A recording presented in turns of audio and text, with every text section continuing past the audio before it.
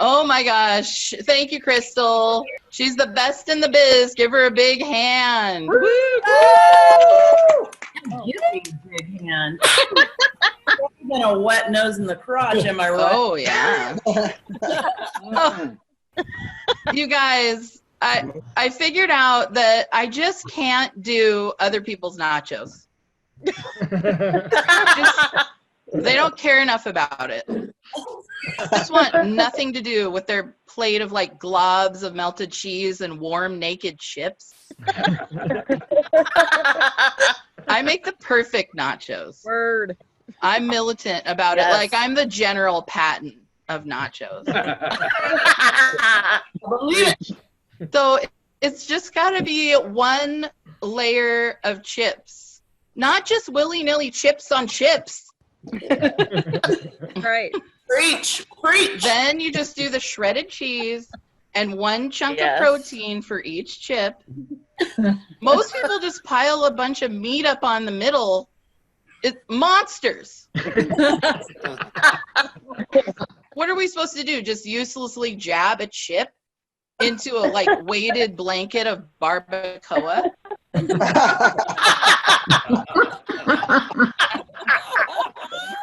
Ever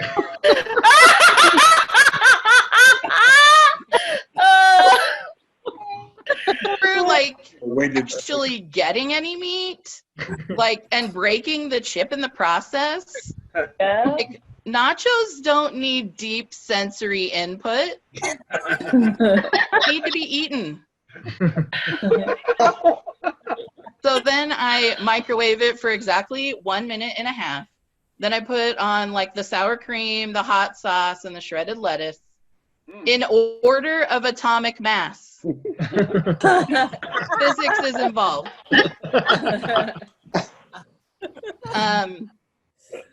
That's when you get to the perfect plate of nachos. It really reminds me of something that General Patton said. It's better to fight for something than to live for nothing. I'm pretty sure.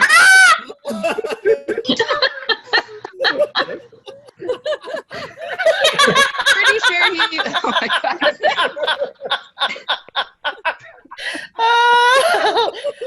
Pretty sure he was talking about nachos when he said that. So, and then the other day, I offered Peter a bite of my nachos. Yeah, you and did. He turned it down. This guy right here. Rude.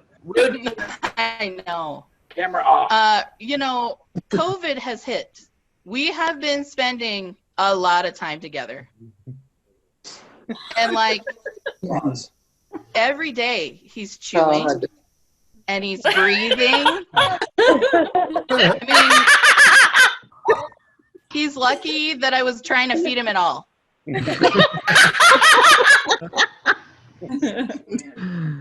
Actually, he's doing okay during the quarantine. He's a ginger, you know, so he's used to hiding in the shadows.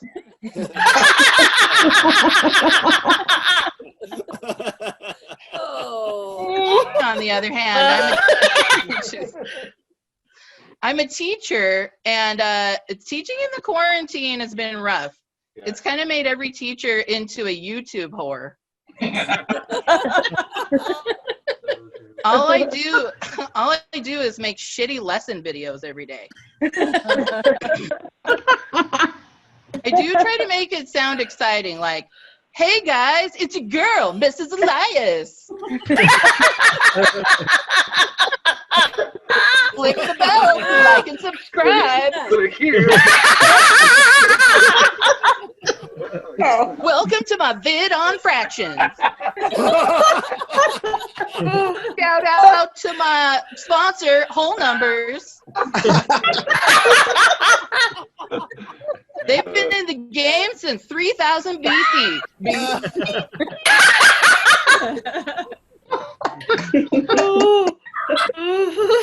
Today, I'm going to show you how the number 1 can be divided into parts.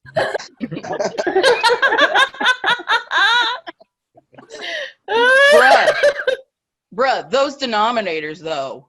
Yeah, right. Then I teach some fraction crap. And I end it by saying, so anyway, thanks for hanging out with me today.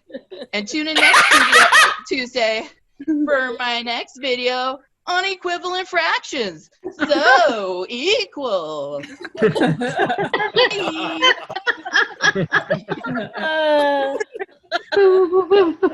All that effort, and I'm pretty sure they'd still rather watch other kids play Minecraft.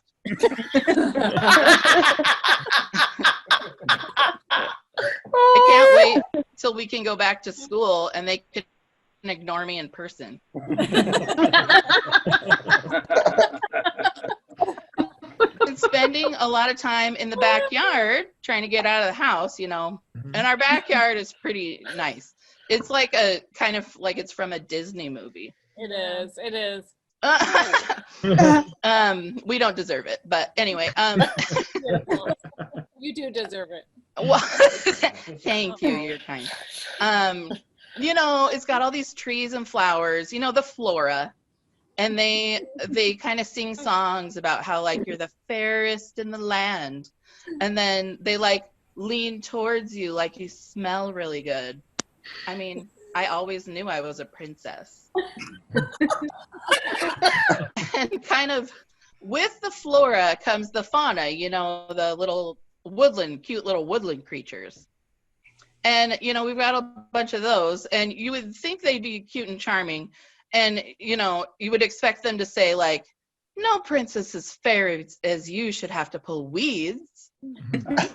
And, but in reality, the fauna are assholes. I think we got the Disney rejects. There's this bunny back there, and it just poops everywhere. And then my dogs eat it, and it sounds like they're eating the devil's Cocoa Puffs.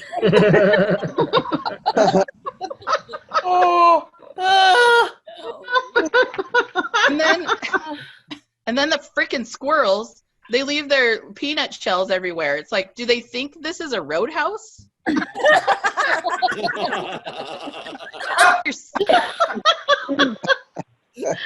your sarsaparilla and get out of here, squirrel. And the crows are like, caw, caw. So judgy. It's like my aunt who still thinks my wedding dress was too low cut. Got it the first time, Aunt Magda. So with all this time on my hands, I've had time to really assess my celebrity crushes from 1990 to 1999. Ooh, yay. Visuals. Ooh. Good. Visuals, yeah. Ooh. Oh, geez. Oh boy, I got dogs. Yeah. All right. Dogs. Sorry. Can't wait for this. Okay, are we good there? Okay. Oh, shut up, Chewy. Sorry, my dogs are insane. So anyway, here we are. Crushes from 1990 to 1999. In 1990, I was 10. And so this one is Danny from the New Kids on the Block. He's the one with the curly tail. Oh, yeah. There's a ponytail. Line. And Kids, you know what? For kids, me, is that you? Is that Dan Graff? Yeah, girl. Oh, Hey.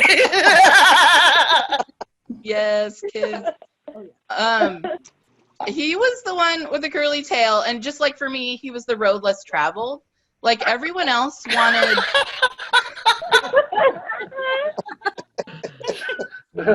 Everyone else wanted Joey or Jordan, so this was strategic. Want any competition? He was just like a peripheral new kid. So that takes us to 1991. Billy Crystal and City Slickers. Wow. Yes. I love that movie. Oh, dear God. He had the white tennies, the light wash jeans, the bald spot, you know, total dad vibe. He was just the right mix of like dead inside and wisecracking mensch. 1992, it was Christian Bale in the movie Newsies. Oh, yeah. The best little union bad boy there was. I didn't know that was him.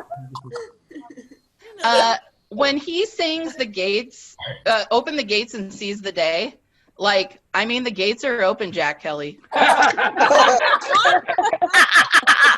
on in. Ooh. 1993, it was Carrie Elwes Yeah. Well, yeah. in Robin Hood Men in Tights. Yes, yes. The confidence, the accent, the socialism. Gary Owens. It's serious. It's No need to call for a locksmith because I ain't got no chastity belt.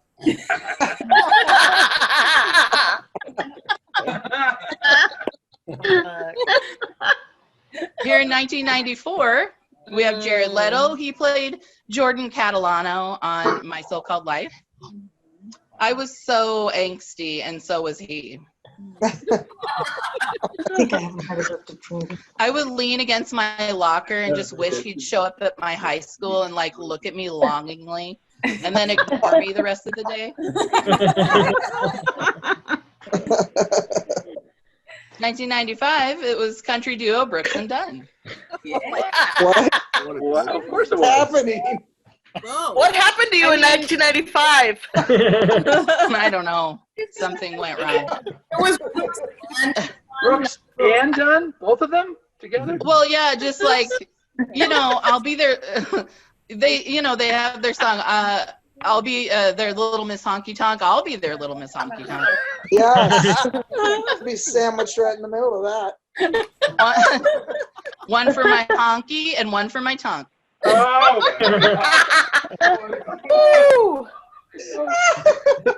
I can't unhear that.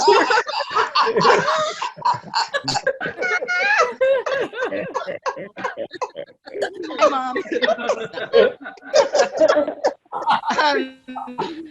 1996, we have Chris Farley from Tommy Boy because, you know, every 16-year-old's dream is a middle-aged brake pad salesman.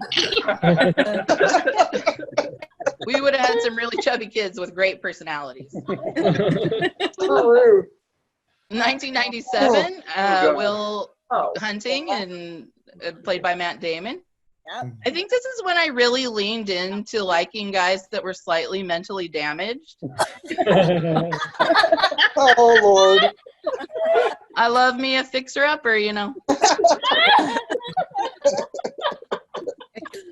Watch those cue cards. Not your fault. In 1998, it was Will Smith. You know, I didn't really know what getting jiggy with it means, but I'd like to find out. If you asked me out on a date, I sure would not have said not.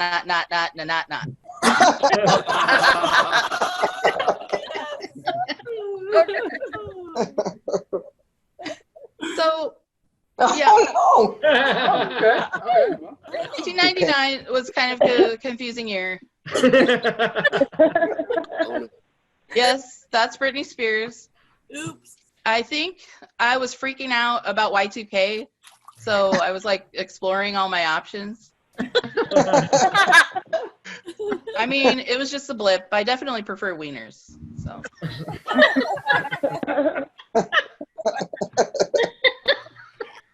But like, where are her nipples? I'm so confused. And here we have Peter. This is the man I married. No, he's really got it all. He's got thick, luxurious hair. He wears flannels with angst. He has a rockin' dad vibe. Genius. And he won't cross a strike line. So hot. He believes in democratic socialism. And he likes to get jiggy with my honky and my tongue. figured out what it means. Anyway, it took him a while to graduate college, but he's wicked smart. He doesn't have boobs, but he does have nipples. And that's my time. Thank you.